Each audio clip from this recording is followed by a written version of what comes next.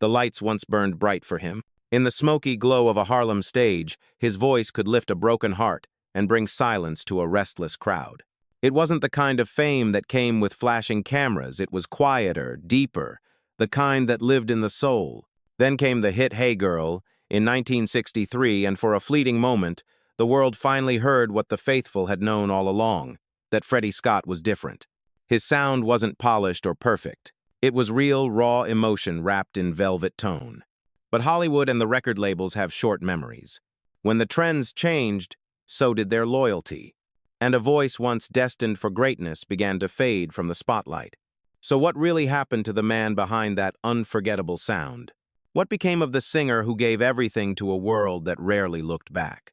This is the story of Freddie Scott, the voice that never truly left, even when the world stopped listening. Let's begin his journey. Tell me where you're watching from, and take a seat because this one will stay with you long after the music ends. Long before the charts, the lights, and the fame, there was a boy in Providence, Rhode Island, born on the 24th of April, 1933, who grew up surrounded by hymns, harmonies, and hope. His name was Freddie Scott, and music ran through his family like blood through the veins. His grandmother, Sally Jones, sang gospel and led a small group called the Gospel Keys. It was in her living room, among the wooden chairs and soft echoes of prayer, that Freddie first learned what emotion really sounded like. He wasn't chasing fame. He was chasing that feeling, the way a song could heal, lift, or break you all at once. But Freddie's early life wasn't about stages or spotlights. It was about responsibility. His family wanted stability, so he followed the safe path: medicine. He studied pre-med at Payne College in Augusta, Georgia, and later continued at the University of Rhode Island. Still, every night, the rhythm of gospel choirs and soul melodies called him louder than any textbook ever could. At Payne College, he joined the Swanee Quintet Juniors, a group that gave him not only experience, but identity. Those small church gatherings became his first stage. There were no microphones, just voices and faith. The crowd didn't cheer, they felt. That's where Freddie learned that music wasn't just performance. It was testimony.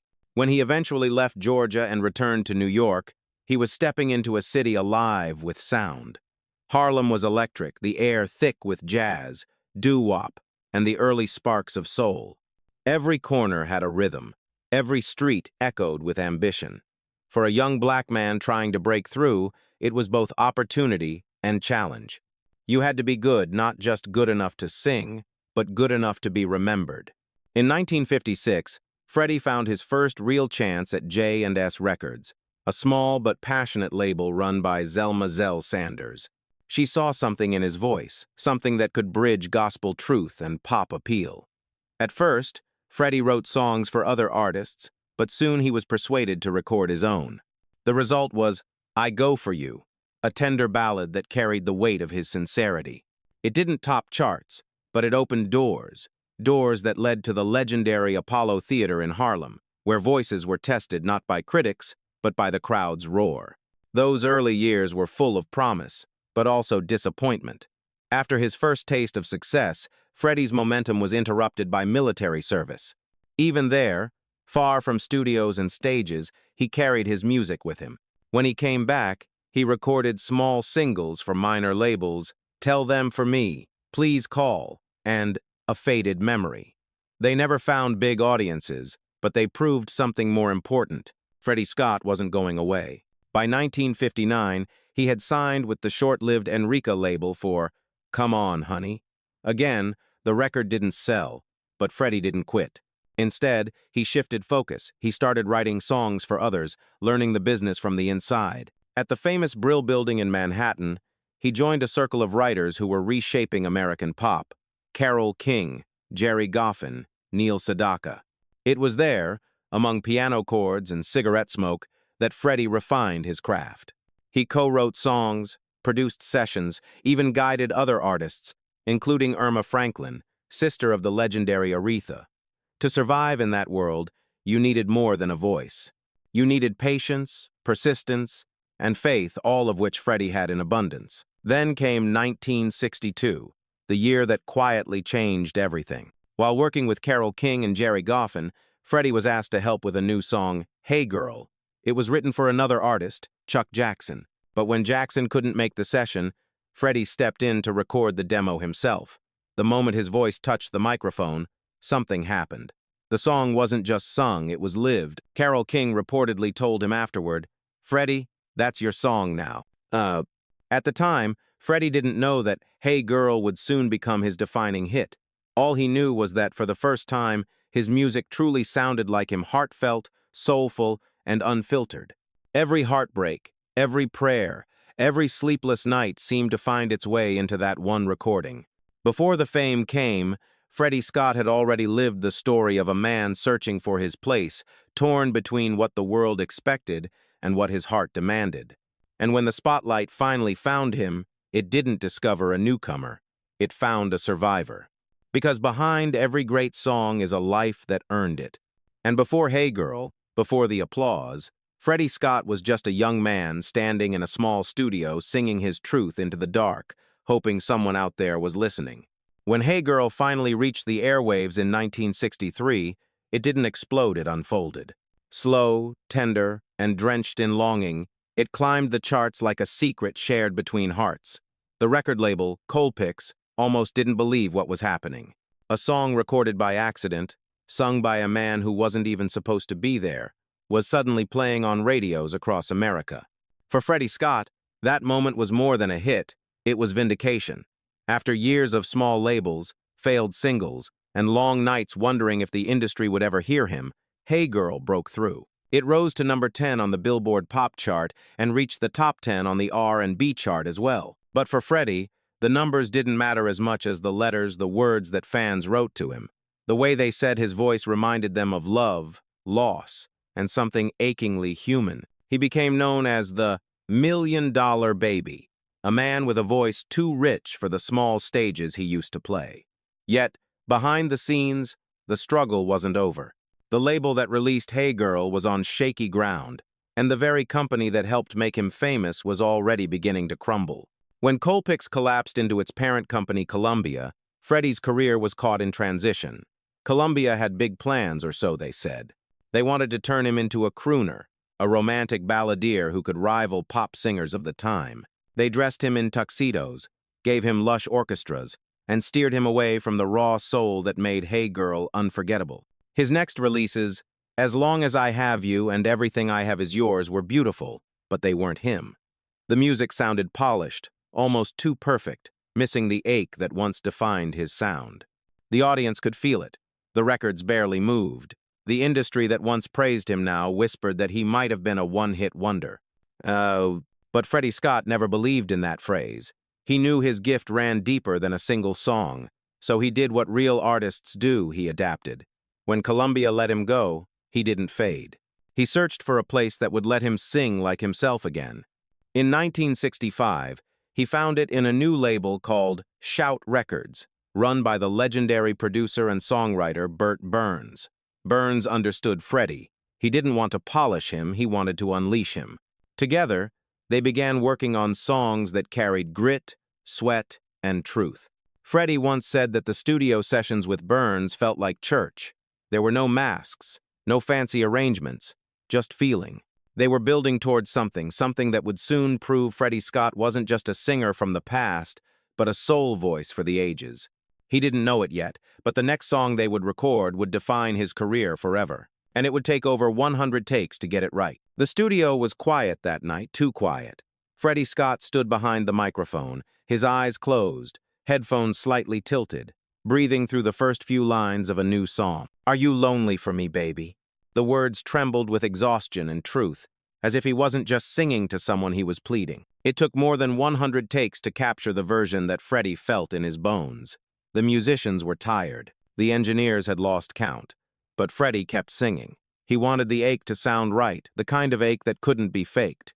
When he finally finished, the room fell silent. Bert Burns, the producer, simply nodded. He knew they had it. That single take, the one Freddie nearly gave up on, would become a classic. Released in 1966 under Shout Records, Are You Lonely For Me hit like lightning. It reached number 1 on the R&B chart and stayed there for 4 straight weeks. On the pop chart, it climbed to number 39, a rare crossover success for a soul singer at the time. But beyond numbers, the song did something else it made people feel. Freddie's voice wasn't smooth like some of his peers. It cracked, soared, broke, and bled through the melody. Every word sounded lived in, like he had walked through the heartbreak he was describing. Critics called it a sermon of the soul. Audiences called it real. In every city he performed, people wanted to hear that song not because it was famous, but because it told their own story. The applause was thunderous, but it was the silence afterward that meant the most. It was the kind of silence that said, "We felt that too." For a brief time, Freddie Scott was exactly where he was meant to be. Shout Records became his home, and Burt Burns became his creative partner. They followed Are You Lonely for Me with Cry to Me in 1967, a song that didn't sell as well, but critics would later call his artistic peak. His version was slower, more intimate, dripping with empathy. He didn't just perform songs, he inhabited them. But success, especially in the music world, is fragile. That same year, tragedy struck. On December 31, Burt Burns, the man who believed in Freddie when others didn't, died suddenly of a heart attack. He was only 38. Overnight, the energy behind Shout Records collapsed. The label that had given Freddie his creative freedom began to crumble without its heartbeat. Freddie tried to carry on. He recorded Am I Grooving You and You Got What I Need songs that showed flashes of the same fire. The latter would later find new life 2 decades later when rapper Biz Markie sampled it for his 1989 hit. But in that moment, Freddie wasn't thinking about legacy. He was trying to survive in an industry that was already moving on. Soul music was changing. New names were rising: Otis Redding, Marvin Gaye, and a young Aretha Franklin. The competition was fierce, and the labels were chasing new sounds.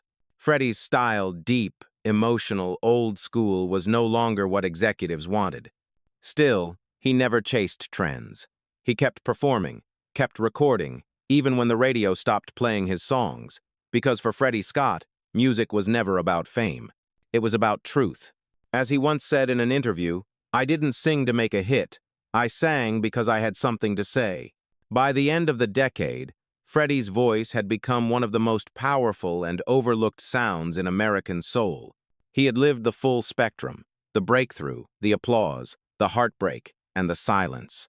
And as the 60s drew to a close, he found himself standing exactly where every artist eventually does, between the echo of who he was and the uncertainty of what comes next. There are moments in music history when everything aligns: the voice, the song, the moment, and for Freddie Scott, that moment came with Are You Lonely for Me? By 1966, he had become more than a name on the charts. He was a sound, raw, aching, unfiltered soul. When he performed the song live, audiences didn't just hear it, they experienced it. His concerts felt like confessionals. He would close his eyes, grip the microphone as if it were a lifeline, and pour out every ounce of feeling inside him. People who saw him then said you could feel the pain in his fingertips, the longing in every note. The success opened doors he had once only dreamed about. Television appearances, headline shows, and major venues followed. He shared stages with artists he used to study from afar: Ray Charles, Sam Cooke's band, and later even opened for acts that would define the next era of soul. For a man who started singing in small churches and corner studios, it felt like redemption. But Freddie wasn't dazzled by the fame. He didn't care for the glitz. He was still the man who prayed before every show and thanked the audience afterward. For him, performing was sacred, an exchange between souls. Even when the spotlight hit him, there was humility in his presence, as if he still couldn't quite believe they were clapping for him. During that period, his recording sessions were some of the most passionate in New York. Studio musicians would recall how he sang with such force that the room would fall completely silent after each take. He didn't need perfection, he needed honesty. That was his standard. In the midst of his growing fame, Shout Records became one of the most respected independent soul labels in America. It was small, but it had heart, a family built around Burt Burns' vision and Freddie's voice. Together, they were building something bigger than hits. They were shaping a movement music that spoke to struggle, pride, and hope. By 1967, Freddie's reputation was cemented. Critics hailed him as one of the few singers who could bridge the gap between gospel emotion and pop accessibility.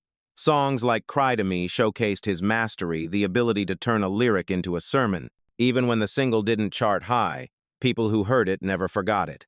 It became one of those records that musicians would pass around like a secret, whispering, "You have to hear this guy." In those moments, Freddie Scott stood at the top of his craft. His voice was recognized, his artistry respected, and his name written alongside the greats. Yet, even at the height of it all, there was something fragile about his success. He knew how the business worked. He had seen artists rise and vanish overnight. He had watched record executives trade promises like currency.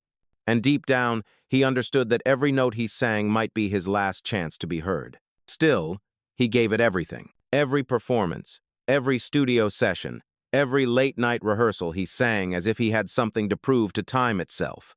For a brief, shining moment, Freddie Scott belonged to the world. But in an industry built on trends, even the purest voices can find themselves standing on uncertain ground. Because the same stage that crowns you can also forget your name the moment the music fades. By the late months of 1967, Freddie Scott's name had become a familiar one in the world of soul. His voice carried both grace and grit, the kind that could live inside you long after the record stopped spinning. But behind that success, quiet cracks had begun to show, not in the music, but in the machinery that surrounded it. Burt Burns, his closest collaborator and the man who understood him better than any record executive ever did, had been pushing himself too hard. Late nights, heavy schedules, endless studio sessions, it was the price of chasing greatness. Then, on December 31, Burns suffered a fatal heart attack. He was gone before the year turned. The loss was devastating. For Freddie, it was like losing both a friend and a compass. Burns had been more than a producer. He was his musical mirror, the one who saw Freddie not just as a singer but as a storyteller. Without him, the sessions at Shout Records felt colder, quieter. The laughter that once filled the studio halls turned into silence. Eileen Burns, Burt's widow, tried to keep the label alive, but the foundation had already begun to crumble. By early 1968, Shout Records was struggling to survive. The soul industry was changing, shifting toward slicker sounds, larger labels, and new faces. Smaller, independent imprints like Shout were being swallowed whole by corporations that cared more about numbers than soul. Freddie tried to stay afloat. He recorded Am I Grooving You, a funky, upbeat track that brought him back into the R&B top 10. The groove was undeniable, proof that he could adapt to new trends while still sounding like himself. But the success was fleeting. His follow-up, You Got What I Need, carried the same fire but never caught radio momentum. Years later, it would gain new life when sampled by rapper Biz Markie in 1989, a reminder that Freddie's sound was always ahead of its time. Still, in 1968, he could feel the world shifting beneath his feet. Soul was morphing into something else, psychedelic influences, political undertones, and younger audiences chasing new idols. Freddie was a traditionalist in an age of reinvention, a man whose voice belonged to honesty, not fashion. Even so, he refused to surrender to bitterness. He kept performing, often at smaller clubs and theaters, sometimes with a single spotlight and a borrowed microphone. He sang like nothing had changed, and maybe that was the point. But as the 60s came to an end, the music business was no longer the same place that had once embraced him. Labels wanted faster hits, younger faces, and louder sounds. Freddie's records, though rich with depth and emotion, began to receive less promotion, fewer spins, and eventually, no calls at all. It's a cruel irony that the very authenticity that made him timeless also made him invisible to a world chasing trends. When the applause faded, he was left with the one thing that had carried him from the beginning, faith. Freddie Scott had always known that fame was temporary. What he didn't expect was how quickly silence could take its place. Still, every time he stepped onto a stage, whether in front of thousands or just a few faithful listeners, he gave the same performance, heart first, voice second. Because for Freddie, every note was a prayer, and every song was a reminder that truth never truly dies. He had reached the peak, but in the distance, the lights of the next era were already rising, and soon, the shadows of change would come for him too. When the lights dimmed on Shout Records, Freddie Scott stood at a crossroads. The stage that once felt like home had grown colder, quieter. The crowds were smaller now, the applause softer. Yet, when he sang, there was still that same fire, steady, unwavering, defiant against time itself. In 1969, he released a few singles under smaller labels, each one a whisper against the roar of a changing industry. He had lived through the golden years of soul now. America was dancing to something else. Funk, disco, and political anthems had taken over. The world wanted protest, flash, and rhythm, not quiet heartbreak. But Freddie couldn't pretend to be someone he wasn't. His music came from honesty, not fashion. He moved between labels Elephant V, Probe, Vanguard, each promising revival but delivering disappointment. The songs were good, sometimes even brilliant. Sugar on Sunday carried the warmth of a summer romance. I Shall Be Released was haunting and prophetic, his own soulful interpretation of Bob Dylan's timeless cry for freedom. It reached the R&B Top 40 inches 1,970, a modest return that reminded fans that his voice was still here, still strong. But the industry had already turned its back. Behind the scenes, Freddie was struggling to make sense of it all. The phone that once rang with offers now sat in silence. Record executives who once called him the next big thing had moved on to younger stars. There were bills to pay, shows to book, and a family to support. So he did what survivors do, he adapted again. He began working behind the scenes, writing and producing commercial jingles with his old collaborator Helen Miller. It wasn't glamorous, but it was steady. His melodies, once carried by radio stations across America, were now tucked between product slogans and 30-second ads. Yet, in his own quiet way, Freddie made even that meaningful. His voice still carried warmth, even when selling a soda or a car. He dabbled in acting too, taking small roles in films like Stiletto and No Way Out.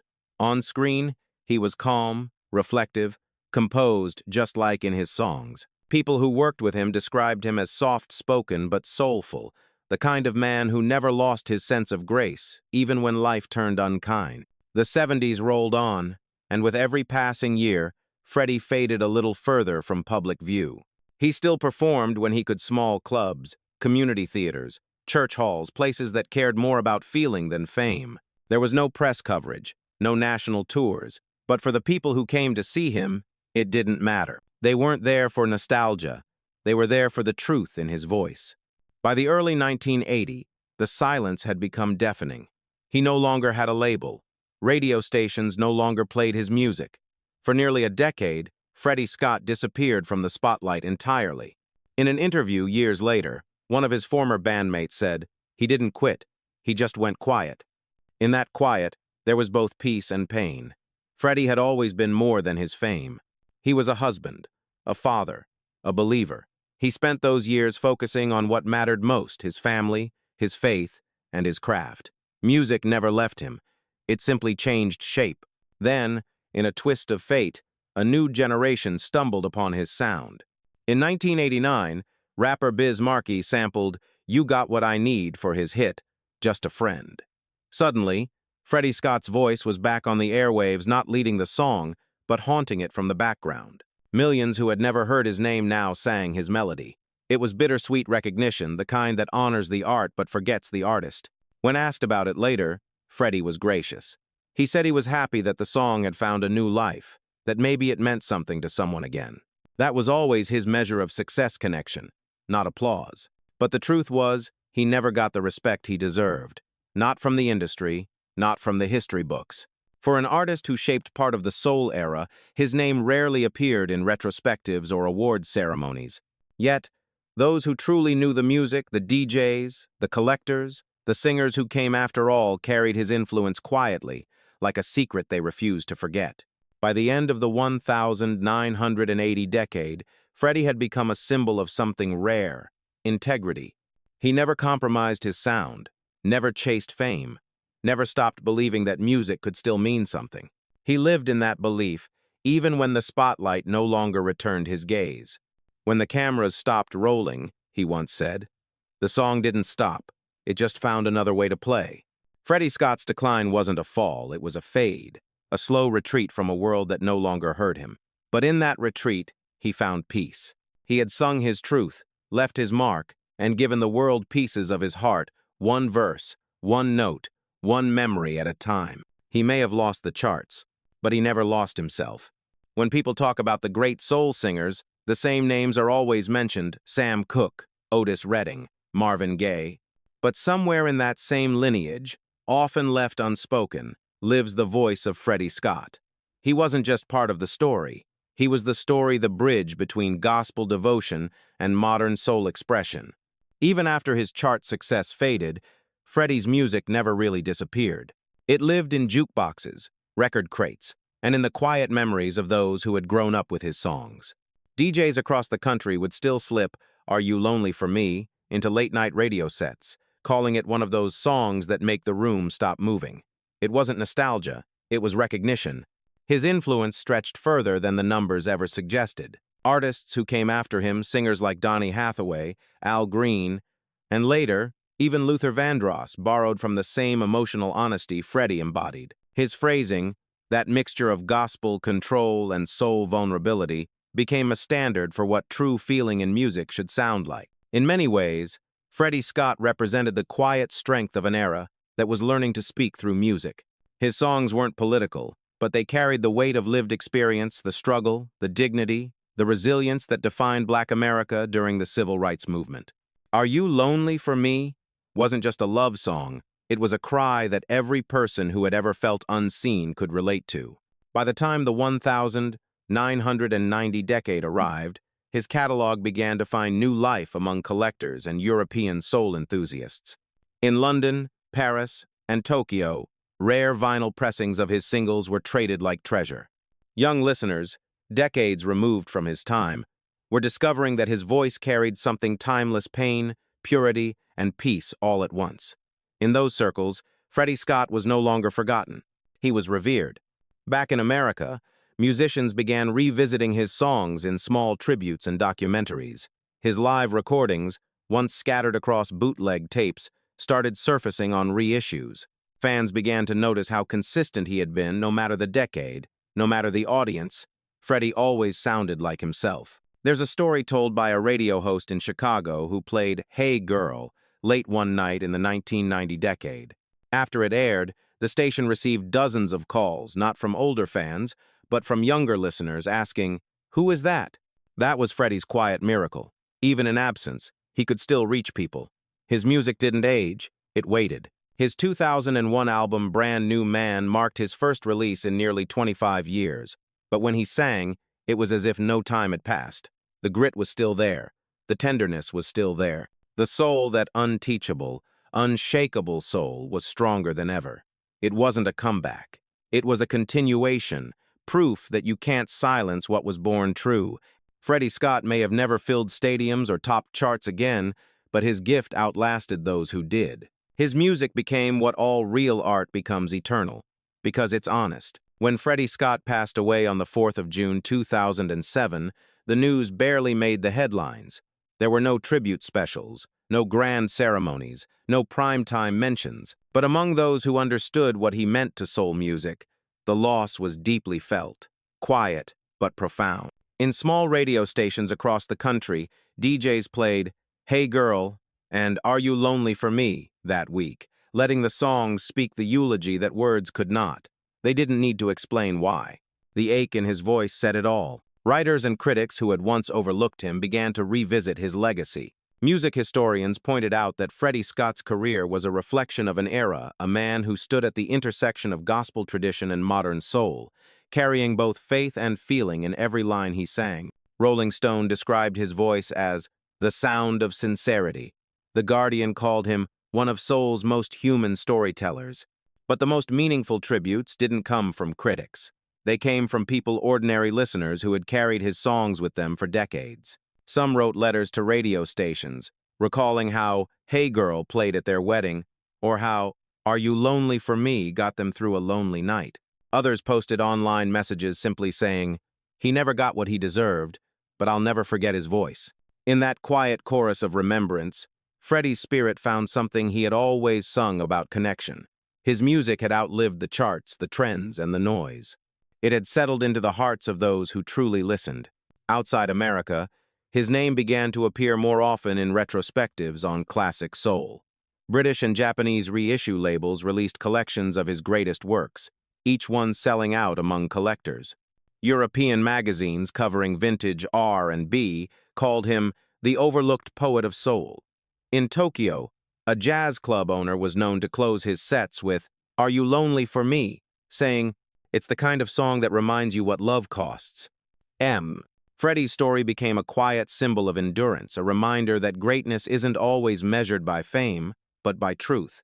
He represented the thousands of artists who poured their hearts into the microphone and never saw the spotlight return.